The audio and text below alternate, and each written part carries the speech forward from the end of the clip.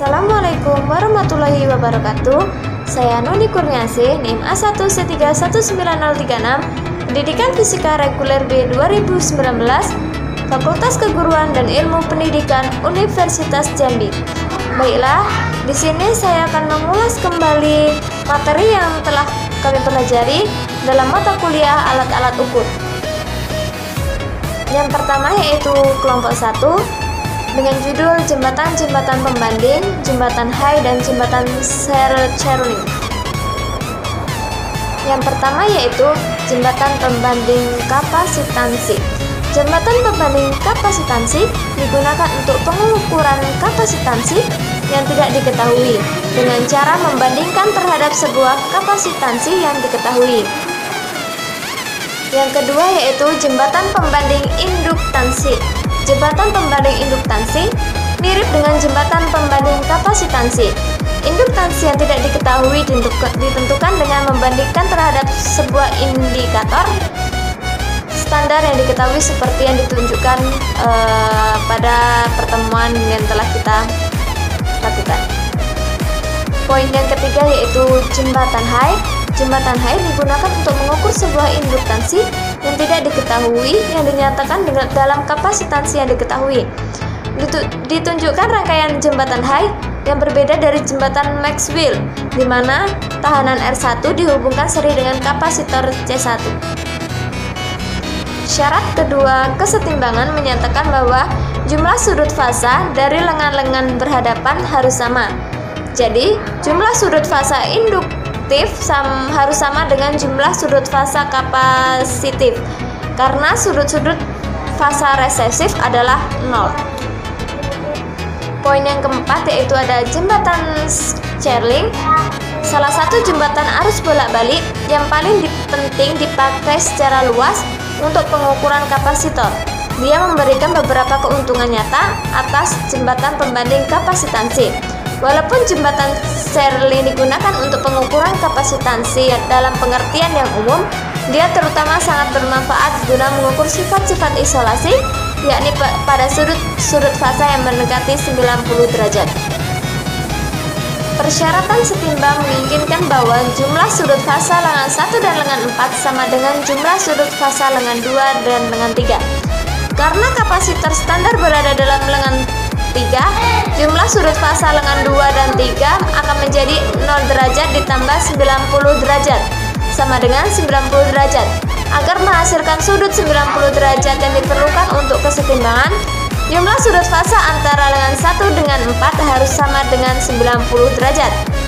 Karena dalam pekerjaan pengukuran yang umum besaran yang tidak diketahui akan memiliki sudut fasa yang lebih kecil dari 90 derajat. Maka lengan 1 perlu diberi sudut-sudut kapasitif yang kecil dengan menghubungkan kapasitor C1 paralel terhadap R1. Suatu sudut kapasitif yang kecil sangat mudah diperoleh, yakni dengan menghubungkan sebuah kapasitor kecil terhadap R1. Prinsip jembatan Sherling adalah cara yang paling banyak digunakan untuk mengukur kehilangan daya dan faktor daya dielektrik. Semua cara yang memakai prinsip jembatan terdiri dari rangkaian jembatan Wheatstone yang baterainya diganti oleh sumber AC pada frekuensi rendah atau frekuensi lain yang lebih tinggi. Detektornya tergantung pada frekuensi yang dipakai. Galvanometer vibrasi dipakai untuk frekuensi rendah dan telepon untuk frekuensi yang lain lebih tinggi antara 800 sampai 1000 Hz. Yaitu kelompok 2 dengan judul jembatan Wien, alat penahan Wagner, dan jembatan impedensi universal. Poin yang pertama yaitu jembatan Wien. Jembatan Wien dikemukakan di sini bukan untuk pemakaiannya sebagai jembatan arus bolak-balik guna mengukur frekuensi, tetapi juga untuk berbagai rangkaian bermanfaat lainnya. Sebagai contoh, sebuah jembatan Wien kita temukan dalam alat penganalisa distorsi harmonik, di mana dia digunakan sebagai saringan pencatat yang membedakan terhadap suatu frekuensi tertentu. Pemakaian jembatan Wien juga terdapat di dalam osilator audio dan frekuensi tinggi sebagai elemen pengukur frekuensi. Alat-alat pertahanan Wagner. Dalam praktek ditemukan bahwa kapasitansi kebocoran terdapat antara berbagai elemen jembatan dan tanah, juga lengan-lengan jembatan yang menyebabkan kesalah pengukuran, khususnya pada frekuensi induktor besar. Salah satu metode menghilangkan sebagian efek kapasitansi kebocoran di dalam sebuah rangkaian jembatan adalah alat pertahanan Wagner. Rangkaian ini menghilangkan kapasitansi pengganggu yang terdapat antara terminal-terminal detektor dari dalam tanah. Kapasitansi di antara lengan-lengan jembatan tidak dihilangkan oleh sambungan tanah Wagner dan masih mempengaruhi ketelitian pengukuran. Karena penambahan sambungan tanah Wagner maka tidak akan mempengaruhi syarat-syarat kesetimbangan prosedur pengukuran akan tetap atau tidak berubah. Poin yang ketiga yaitu jembatan universal. Terdiri dari 4 rangkaian jembatan besar saklar yang sesuai detektor AC dan DC, generator AC dan DC, dan standar impedansi. Rangkaian jembatan Wheatstone digunakan untuk mengukur tahanan AC dan DC. Kapasitansi diukur dalam sebuah kapasitor standar dan tahanan-tahanan presisi di dalam sebuah jaringan 4 lengan, beserta cara-cara untuk menentukan kerugian di dalam kapasitor yang tidak diketahui. Selanjutnya yaitu kelompok 3 dengan judul osiloskop. Osiloskop merupakan perangkat yang sangat dibutuhkan untuk perancangan, pabrikasi, atau perbaikan peralatan elektronika. Perkembangan teknologi sekarang ini, para teknisi atau ahli membutuhkan ketersediaan perangkat terbaik untuk menyelesaikan tantangan pengukuran secara tepat dan tepat. Osiloskop merupakan kunci jawaban tantangan tuntutan pengukuran secara akurat. Kegunaan osiloskop tidak dibatasi pada dunia elektronik.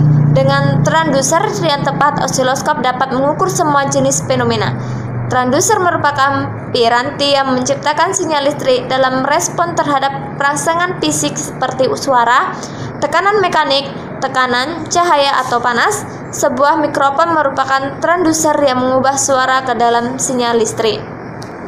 Jenis-jenis gelombang pada osiloskop yaitu gelombang sinus, gelombang kotak dan segi empat, gelombang segitiga atau gigi gergaji, bentuk step dan pulsa, sinyal periodik dan non-periodik, dan sinyal sinkron dan asinkron.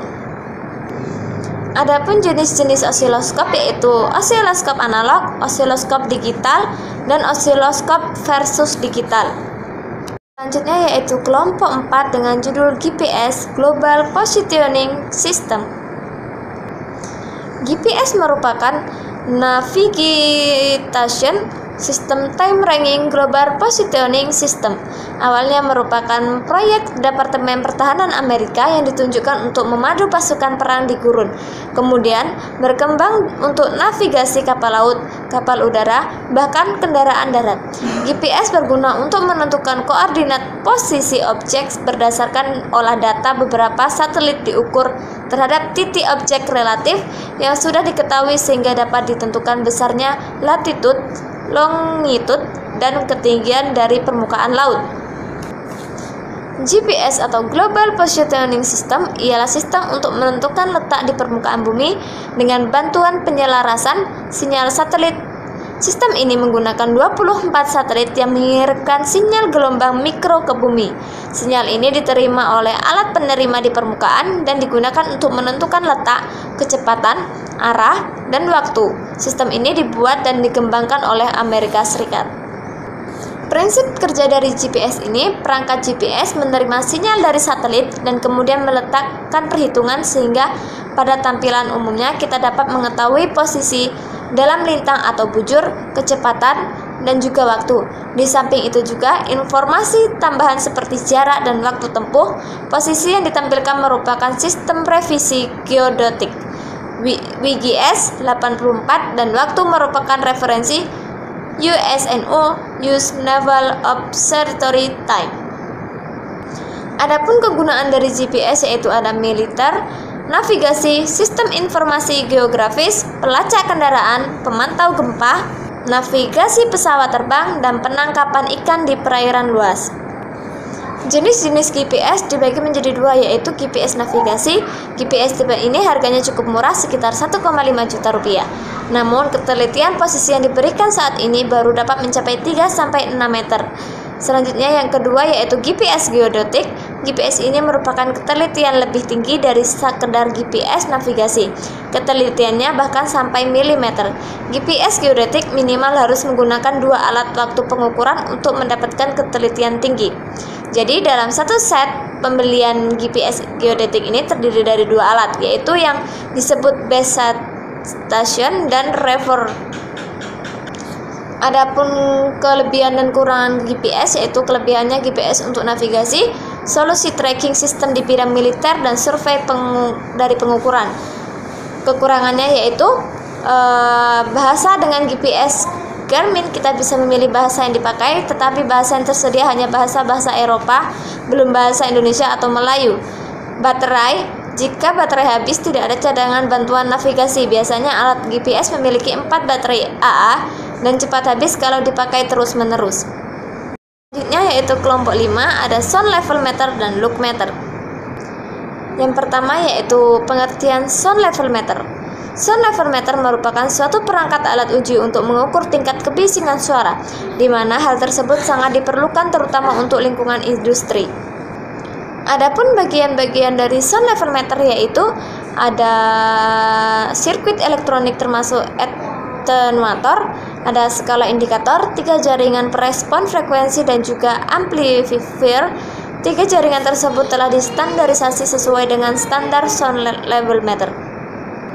Prinsip kerja dari sound level meter yaitu apabila ada benda bergetar maka akan menyebabkan perubahan tekanan udara yang dapat ditangkap oleh alat ini dan selanjutnya akan menggerakkan meter petunjuk.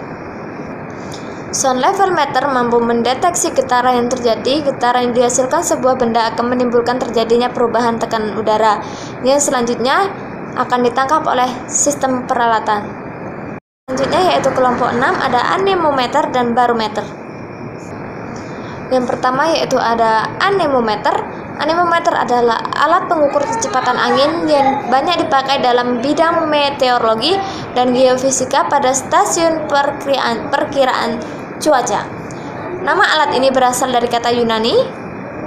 Perancang pertama dari alat ini adalah Leon Battista Alberti pada tahun 1450. Adapun jenis-jenis anemometer menurut kecepatan angin ada anemometer piala, anemometer sonik, anemometer kincir angin, anemometer laser Doppler, anemometer bola pingpong, dan anemometer hot wheel.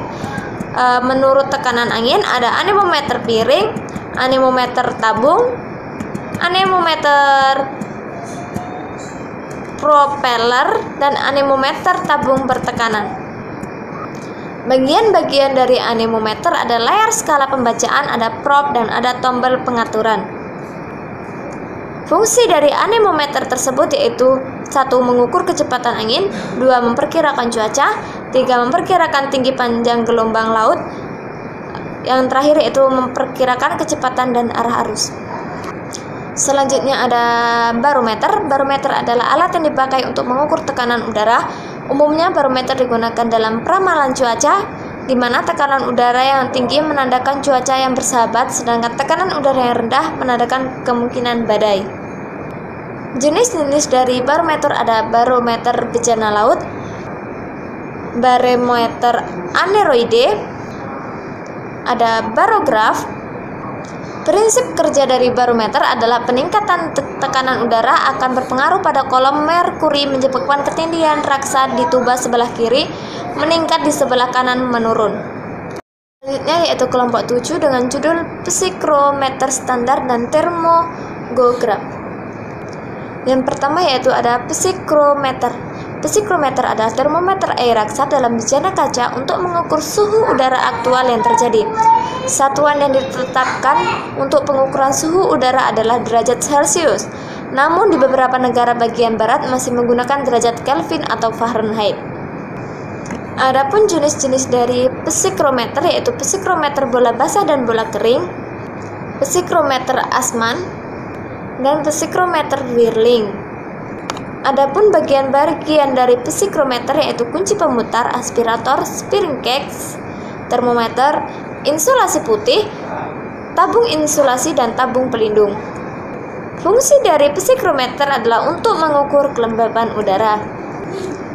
Adapun selanjutnya yaitu termograf, yaitu alat yang terdiri dari gabungan antara alat ukur suhu termometer dan pengukuran kelembapan higrometer. Cara kerja alat ini yaitu mencatat otomatis temperatur dan kelembapan sebagai fungsi waktu. Bagian dari termograf adalah logam panjang yang terdiri dari dua bagian, kuningan dan infrared. Adapun bagian dari alat termograf yaitu lempeng dwi logam atau bimetal, ada rambut, ada sistem tuas higrograf, ada sistem tuas termohigrograf, pena, dan silinder kertas grafik. Adapun fungsi dari termograf yaitu berfungsi untuk mengukur suhu dan kelembapan udara dalam satu waktu secara mekanis. Prinsip kerja termograf ini yaitu perbedaan muai logam putih dan logam hitam. Alat ini dipasang di dalam sangkar agar tidak terkena sinar matahari atau hujan dan angin secara langsung. Selanjutnya yaitu kelompok 8 dengan judul pengukuran curah hujan dan evaporimeter. Curah hujan adalah jumlah air hujan yang jatuh selama periode waktu tertentu yang pengukurannya menggunakan satuan tinggi di atas permukaan tanah horizontal yang diasumsikan tidak terjadi infiltrasi, runoff maupun evaporasi. Pengertian curah hujan juga dapat dikatakan sebagai air hujan yang memiliki ketinggian tertentu yang terkumpul dalam suatu penakar hujan, tidak meresap, tidak mengalir, dan tidak menyerap. Tinggi air yang jatuh ini biasanya dinyatakan dalam satuan milimeter. Selanjutnya ada jenis-jenis pengukuran curah hujan. Yang pertama ada penakaran hujan tipe manual yang terdiri dari penakaran hujan ombrometer observatorium. Ada jenis penakaran hujan tipe otomatis yang terdiri dari penakaran hujan tipe Hellman, penakaran hujan tipe Bendix, penakaran hujan tipe tilting siphon, dan penakaran hujan tipping bucket. Ada penakaran hujan tipe vaulting bucket dan ada penakaran hujan tipe optical. Adapun fungsi pengukuran curah hujan adalah untuk merekam serta memantau perubahan cuaca secara manual maupun otomatis dan real time. Hal-hal yang harus diperhatikan yaitu penampang penakar harus selalu horizontal, alat selalu tetap bersih, corong harus bersih dari kotoran yang bisa menutup lubang, keran yang harus sering dibersihkan, bak penampung air hujan yang harus dibersihkan, gelas penakar harus dijaga agar tetap bersih, dan gelas harus dibersihkan menggunakan air bersih lalu dikeringkan. Selanjutnya ada evaporimeter. Evaporimeter merupakan proses perubahan molekul di dalam keadaan cair, contohnya air, dengan spontan menjadi gas, contohnya uap air. Proses ini adalah kebalikan dari kondensasi. Adapun jenis-jenis dari evaporimeter yaitu evaporimeter panci terbuka. Evaporimeter panci terbuka adalah sebuah alat yang dirangkai sedemikian rupa sehingga dapat mencatat jumlah penguapan yang terjadi selama 24 jam. Cara kerja evaporimeter yaitu kadar penguapan tidak dapat diukur secara langsung. Oleh karena itu, maka prinsip kerja evaporimeter menggunakan perubahan tinggi air dalam panci.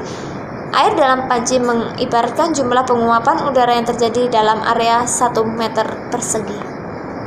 Fungsi dari evaporimeter yaitu mengukur penguapan air secara langsung. Selanjutnya yaitu kelompok yang terakhir, kelompok 9, ada actinograph dan Compel-Stokes.